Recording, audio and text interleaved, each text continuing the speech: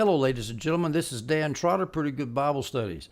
The video that you're about to see is one in a series of 5 videos concerning the book of Daniel, taught from an Orthodox Preterist viewpoint. In this particular video, we will talk about Daniel 12:2, which talks about the resurrection, the awakening of the righteous to everlasting life, and others to shame and everlasting destruction. It sounds like it refers to the end of the world. However, from an Orthodox Preterist viewpoint, I will submit to you that that's not what it's talking about. This is considered one of the most difficult verses from the Orthodox Preterist viewpoint, so you should find it interesting. And if you should be interested in studying Orthodox Preterism in a logical fashion, look for this thumbnail on YouTube, and I have arranged videos in order, from starting with the Olivet Discourse, then the book of Revelation, and then Daniel. Which should help you understand this difficult issue a little bit easier. Daniel is the hardest of the two. So I hope you, of the 3 particular eschatological passages. I hope you enjoy this.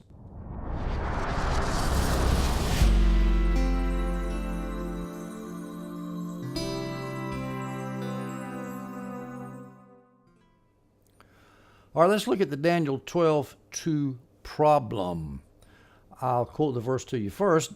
The verse says this, "And many of those who sleep in the dust of the earth shall awake, some to everlasting life, and some to shame and everlasting contempt."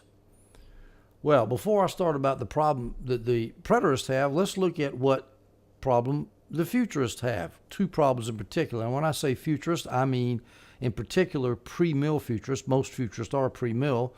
And here's the problem. There's no millennium mentioned in this verse. Let me back up a minute and let you look at the verse again.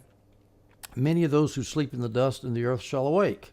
According to the pre-mill view, these that first awake, the some that awake to everlasting life, that happens before the millennium. And then some awake to shame and everlasting contempt. That happens at the end of the millennium. It's strange there that there's no 1,000-year gap mentioned between the awakening to everlasting life and the awakening to shame and everlasting contempt. So that's the first problem the futurists have. The second problem futurists have is that Daniel, on their scheme, Daniel suddenly jumps from the past to the future. Let's say the futurist takes verses 36 through 45 in chapter 11 as referring to Antiochus Epiphanes IV. Well, then suddenly Daniel jumps to the end of the world after talking about Antiochus Epiphanes IV, who was he died, I think it was in he did the abomination of desolation back then in 168 BC. And all of a sudden, Daniel jumps from the 2nd century BC to the very end of the world with no warning to the reader. Well, that's what you have to believe. If you have to believe that Daniel is talking in Daniel 12:2 about a resurrection at the end of the world, there's a sudden jump. That doesn't make a lot of sense. And if a futurist takes Daniel 11:36 through 45 to be the future Antichrist, so there is no sudden jump when you get to Daniel 12:2. There, however, is another sudden jump to the future when you're at verse 35, which futurists take to refer to Antiochus Epiphanes IV in the 2nd century BC. There's a sudden jump in verse 35 to 36 when you go from Antiochus Epiphanes IV to a future Antichrist. So context would tend to make you think that Daniel 12:2 is not talking about the end of the world, but is talking about AD 70. All right, so let's look at what the preterist problem is with this verse. Well, the problem is obvious. Daniel 12:2 sounds much like the resurrection end of time. Those who are asleep in the dust, some shall awake to everlasting life, and some shall awake to everlasting shame and contempt. Yes, that sounds like the resurrection at the end of time. So, we're going to look first at 3 preterist options to solve this problem to explain the verse from an Orthodox preterist viewpoint. I'm going to give you 3 options, and then I'm going to give you a 4th option, which I think is the best option. These are 3 options that come from the literature. The first option is to say that when Daniel says that some will awake to everlasting life, that awake really means to come alive spiritually, because actually in the verse there is no word that says resurrection. It's awake, not resurrection. The second preterist option to solve this problem is to say that it's Israel, the whole nation of Israel, that's awakened to everlasting life, not individuals being resurrected at the end of time. Israel being awakened through the gospel in the first century. The third preterist option to solve the problem is to say that the awakening to everlasting life is the partial resurrection that occurred at the time of Jesus, as recorded in Matthew 27, when many people came out of the tombs and walked around Jerusalem. Well, let's look at the first option first. Option one, that awake means to come alive spiritually. This option comes from Philip Morrow, who's an excellent writer. He's preterist in some sense. He's preterist. At least he wrote in the early 1900s. All right, the advantages of this view is that it is true that many people got saved after AD 70 occurred because the gospel started spreading everywhere. And so it was true that many who sleep spiritually shall awaken spiritually and get saved. And it is also true that this metaphor of awaking, of sleeping and then awaking, is a metaphor that refers to salvation all through the New Testament. Ephesians 5:14, for example, says, "Awake, O sleeper, and arise from the dead, and Christ will shine on you." That's obviously referring to salvation. And Romans 13:11 says, "The hour has come for you to wake from sleep." The hour has come for you to get saved or to awaken spiritually. And so on and so on and so on. You can find lots of verses like this. So that's a very strong point in Morrow's favor, in option one's favor. However, there's I shall say that against that view is that the metaphor of sleeping is not merely sleep, it's sleep in the dust of the earth, which makes it somewhat stronger, which makes it sound more like people that are dead, not just sleeping. If sleep can be a metaphor, so can sleep in the dust of the earth. Both sound equally strange to our ears. I mean, we don't talk in American English or British English either. We don't say that somebody's sleeping when they're dead. We say they're dead. So it's a strange metaphor to our ears. It might not have been such a strange metaphor to the people who were listening to Daniel. And if sleep is a strange metaphor, sleep in the dust of the earth, it's just the same thing. Sleeping in the dust of the earth, like somebody sleeping in a tomb. There's a metaphor, an analogy to somebody that's dead spiritually. But another problem is, with Morrow's view here, is how does one awake to shame and everlasting contempt? Morrow says that some shall awake to everlasting life. Those are those who get born again. But how do you some awake to shame and everlasting contempt? How does that happen? Well, you might defend Morrow by saying, well, they awakened to the fact that they were going to hell. They became alert. They became aware that they were going to hell. Possibly. I don't really like Morrow's solution, but I don't think it's impossible. Let's look at option 2 and how to deal with this problem verse. Option 2 says it was Israel and not individuals who awakened to everlasting life. In favor of this option, it is said that many is a Jewish colloquialism for Israel. And so the verse should read like this: "And Israel, which sleeps in the dust of the earth, will awake. Some of Israel will awake to everlasting life. Some of Israel, on the other hand, will awake to shame and everlasting contempt, as some are saved and some are not saved." Okay, that sounds pretty reasonable, but let's look at some problems with this solution. First of all, is it really true that many is a Jewish colloquialism for Israel? Now, actually, I don't know. I haven't done a lot of research on this. Somebody with more scholarly depth than I have would have to answer that question for me. But I think a more serious objection is this. In this verse, you have a physical resurrection and a spiritual resurrection in the same verse, separated by 2,000 plus years. Because here's the way the proponents of this option read the verse: "And many of those who sleep in the dust of the earth shall awake spiritually," in the first century, after AD 70. And then some of Israel will come to everlasting life in the first century, and then some of Israel will be physically resurrected to shame and everlasting contempt at the end of the world. Now, that seems strange that you would have a spiritual resurrection and a physical resurrection in the same verse. You could defend option 2 this way. You could say, well, Daniel was talking about a spiritual resurrection at the first part of the verse, and it's only logical if we're talking about Israel being spiritually resurrected, you'd be interested in the final fate of those who were not in Israel, who were not physical resurrection, and their final fate would be physical resurrection in order to be damned, thrown into the lake of fire. In other words, the physical resurrection logically falls on the spiritual resurrection because it all deals with what happens to Israel. I don't know. That's feasible. I don't think it's not my favorite option. Now, this third option is the option proposed by D.D. Warren. D.D. Warren is an internet friend of mine. She's helped me a lot on preterism. In fact, I think she is the Orthodox preterist guru. She knows more about Orthodox preterism, I think, even than perhaps Ken Gentry. I don't know. But she really knows a lot. She's written a great book called It's Not the End of the World, which is a commentary on the Olivet Discourse, which is fantastic, which I think you should read. You can get it on Amazon.com. It's not very expensive. You should get it. And her solution to this Daniel 12:2 is this.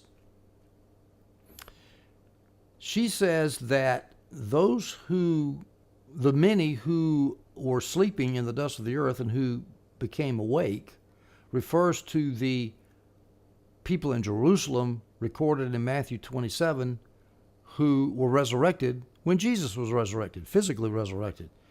Matthew 27:52-53 says this, the tombs also were opened, and many bodies of the saints who had fallen asleep were raised. And coming out of the tombs after the resurrection, they went into the holy city and appeared to many.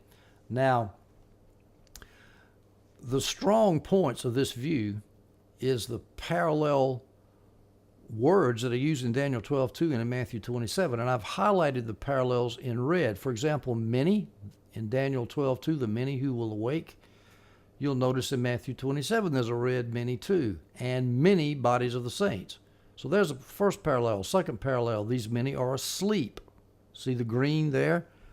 The green in Matthew 12:2 matches the green here in Matthew 27. The saints were asleep. And the gold here in Daniel 12:2, these many were sleeping in the dust of the earth.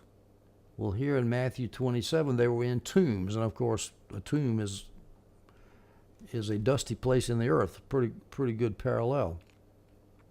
And then we've got the ones that are sleeping in the dust of the earth in Daniel 2 shall awake. In Matthew 27, it says they were raised. And if you assume that awake means to come to life again as in resurrected, then there's a good parallel here.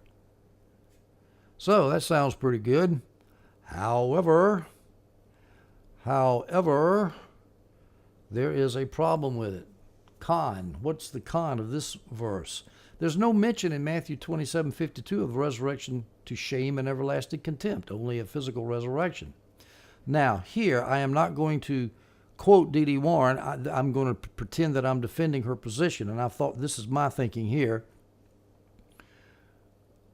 This is still D.D. Warren's view here. Let me go a little bit further with her viewpoint.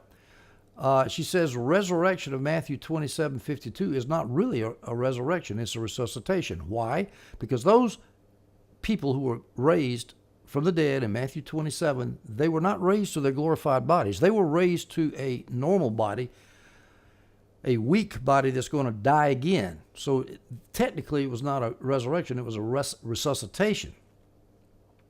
Now, that means that some of those people who are resuscitated in Matthew 27, some of those would become Christians and some of those would not become Christians.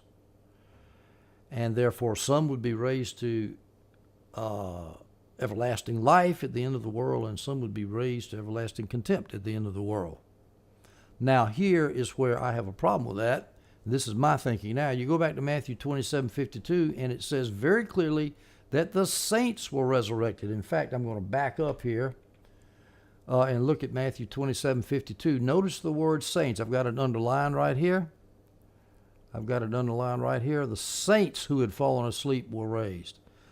So that means that, according to D.D. Warren's view, you have some saints raised to everlasting life and some saints raised to shame and everlasting contempt. Of that small, well, I shouldn't say small, of those many who were resurrected physically or resuscitated physically in Jerusalem in Matthew 27, of that group of people, some of those saints were raised to everlasting life, and some of those saints were raised to shame and everlasting contempt. And so my logical question is, well, how can saints be raised to shame and everlasting contempt? Well, if I was defending D.D. Warren's position here, option 3, I would say the word saints can be used of apostate people. It can be used of apostate Jews. And in fact, in Revelation 13:7, the word saints is used. It says the sea beast, the Roman Empire, made war on the saints, and the sea beast there was making war on Jerusalem, on Israel. So that means the people of apostate Israel were called saints, and they weren't saints. How about in Daniel 12:7b? It says the power of the holy people shall finally be broken in Daniel 12:7. The power of the holy people. So the apostate Jews in the Jewish war, their power was broken in the Jewish war, and those people were not saints in the Christian sense of the term. They were just called saints.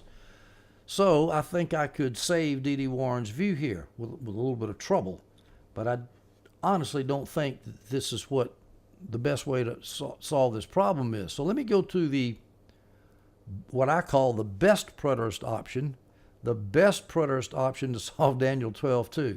Now, the interesting thing about this, I did not come up with this on my own or found it in the literature. I was teaching this part of Daniel. I was teaching Daniel 12 in a church meeting, and one of the brothers in the church came up to me afterwards and says, "How about this to solve the problem?" He just thought of it on the spot, and I said, that's a very good idea, which just proves to me sometimes the best theological solutions are not from the best well-known theological writers. You never know who's got the answer to a problem. And in my opinion, this answers it. We'll see. I'll see what you think. Option 4, this verse in Daniel 12:2 is referring to the resurrection at the end of time of those killed at AD 70. So here's how we would read it. The many who sleep refer to those who died at AD 70, which of course fits the context of Daniel. And then they awake at the resurrection of the end of time. Now, this is logical for the angel who's speaking to Daniel to mention the awaking because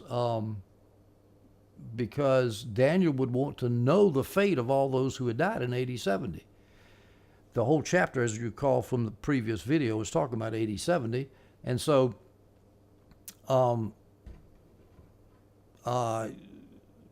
Daniel is told that the prince, the ruler who is going to come, is going to destroy the city and so forth. And so naturally, that's in Daniel 9 actually.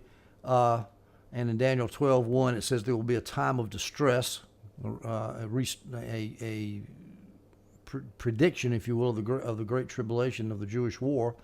So all of this stuff, all of the context, immediate context, has to do with AD 70, and it would be logical for Daniel to say, well, now, what's going to happen with everybody that dies? And so the angel that's talking to Daniel encourages Daniel by saying, look, there was hope for deliverance from the great distress that was mentioned in verse 1. That's everlasting life. So those who sleep in the dust of the earth, those who were killed during the Jewish war, they're going to awake and they're going to live forever. But those who caused the Jewish war, who caused the persecution of Jesus and the persecution of his saints and the absurd battle against the Romans in the Jewish war, it caused that million people to get killed. Those idiots, they're going to rise to shame and everlasting contempt. And that's just a simple way of looking at it. Now, of course, there is the problem that you're talking about Well, the advantage of it is you're talking about a resurrection at the end of time, which it naturally sounds like, but you're tying it to the context because you're talking about a particular set of people who were raised at the end of time, those who were killed in AD 70. So I think that's a pretty good solution to the problem. Now, before I go to a conclusion and application for Daniel 12, let me mention that the previous solution that I just presented to you might have a problem here, and that is that most of the Christians in AD 70 in the Jewish war, most of them escaped to Pella, as I've mentioned many times before, as was predicted in the Olivet Discourse, when the abomination of desolation comes, when you see the army surrounding Jerusalem, flee. But that doesn't mean that everybody survived. Now, most did, but doesn't mean everybody did. In fact, I did some research. I went back to Eusebius of Caesarea, I think, and some other people just to find out where do we get this information about Pella. And I can find nowhere where it says that every last one of the Christians were saved. You want to think so. Maybe all of those who were saved who fled to Pella in 66 might have been saved, but there were Christians. There was other fighting going on besides in Jerusalem. There was fighting all over Israel, and it very well could be that people who believed in Jesus living in Israel. This is after, remember, this is 40 years after Pentecost, so there are Christians around.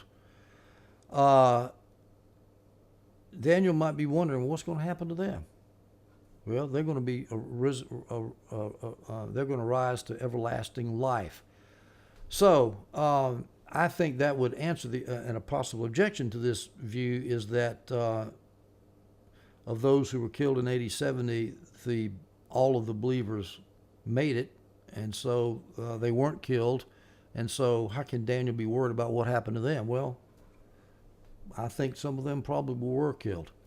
At any rate, that's my suggested solution. I'm not going to stand on a hill and die for this particular option. I mean, the other three options might do. But you see, there are four very good solutions to solve this Daniel 12:2 problem. It is not a given that Daniel 12:2 has to have a futurist application, and therefore Orthodox Preterism sinks to the ground, or at least, and even if Daniel 12:2 did refer to the future, it's not going to sink the other preterist interpretations of Daniel. It's just going to be strange that Daniel would jump from AD 70 all the way to the future and then back again. Again, that doesn't sink Orthodox Preterism. It just would be weird if it happened. All right, so those are my four options. Let me finish this video with a conclusion and application for Daniel 12. Daniel 12 ends in victory, and that's one thing we always need to emphasize when we talk about eschatology. It's victory, not black helicopters, nuclear bombs, Antichrist, 200 million man armies coming in and wiping everything out, and plagues, and the moon turning to blood, and the waters getting poisoned, and all that stuff. We need to be thinking about victory, that the gospel of the kingdom of God, starting with the Abrahamic promise and going all the way through the new heavens and the new earth, through the new covenant, and all the way to the final state, all of that is victory for us. Now, Daniel 12 actually ends in victory, so let's look at that. First of all, Daniel had no political hope. He didn't have hope in political victory. He was exiled, if you recall. He was exiled 2 different times. He went to Babylon first, then when the Persians took over Babylon, he went to Susa in Persia. So he ended up in 2 different places, but he never ended up going back to Israel. He never saw the promised land again. But he hoped in the kingdom of God, the fourth kingdom, the 4 metal man kingdom and the 4 beast kingdoms. Remember all that, all those prophecies in Daniel, in the chapters previous to Daniel 7.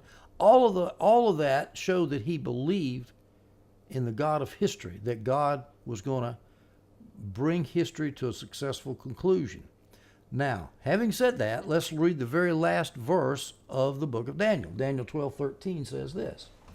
This is an angel speaking to Daniel. The angel says, "Go your way till the end." That means the end of your life here, not the end of the Jewish system. Go your way till the end of your life. You will rest, that means you will die. And then at the end of the days, and that means at the end of the world here, you will rise to receive your allotted inheritance. All right, before I drive home the point of the victory here, let's talk about why do I use the word end here at the end of Daniel's life rather than the end of the world or the end of the Jewish war? Well, because it couldn't be the end of the Jewish war, because Daniel's living in the 6th century BC, and the end of the Jewish war is 70 AD. So obviously that's too long. He can't go his way for 500 years, so that's not it. And he can't go his way until the end of the world, because that's even longer than 500 years. That's 2,000, that's 2,500 years plus. So it has to be the end of his life. And so at the end of your life, you will rest, you will die. Then at the end of the days, that's at the end of the world, you will rise to receive your allotted inheritance. So you see, Daniel had no hope. He had no hope to go back to Israel. And the vision, the angel told him to seal up the vision and prophecy. So he had no hope even in the fulfillment of all this prophecy. He was going to die before it all happened. There was nothing in it for him except this at the end of the chapter. He's going to receive his allotted inheritance, which is the resurrection of the dead. And that 12:13 kind of ties in with my interpretation of 12:2, where the people who survived AD 70 are going to rise to everlasting life, and 12:13 is referring to the end of the world, final resurrection. And so I think that Daniel, even though he's focused on AD 70, he's talking about hope, he's talking about victory, and he mentions that there's going to be a resurrection of the dead at the end of the world. And so ends my feeble attempt to explain some of the most difficult verses in Daniel and some of the most difficult verses in prophecy. I hope you enjoyed it.